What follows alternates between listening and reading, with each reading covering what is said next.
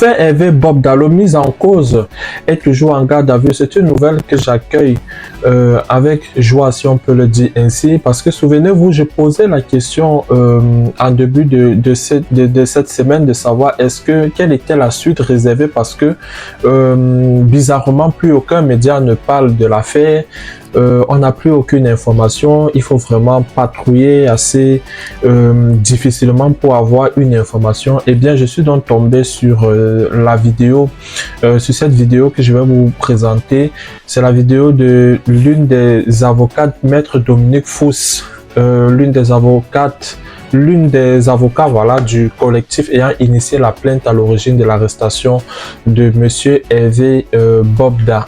Elle explique clairement qu'il est encore en garde à vue et que la procédure suit son cours. Regardez.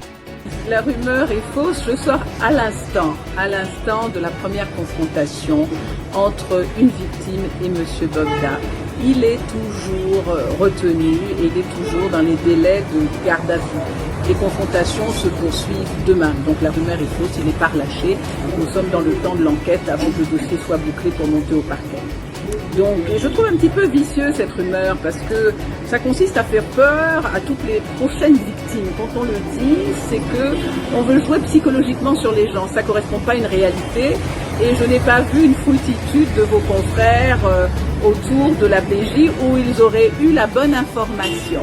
Donc en tout cas, je confirme que l'enquête se poursuit, qu'il est toujours dans le délai de la garde à vue. On espère donc que pour une affaire aussi grave qui a quand même retenu l'attention de tout un pays, que les médias, les journalistes vont se ruer vers ce lieu-là pour donner au fil des jours, pour donner minute by minute les informations, en tout cas de ce qui se passe là-bas. Pas forcément de dévoiler ce que l'enquête dit, mais d'informer sous un angle bien précis.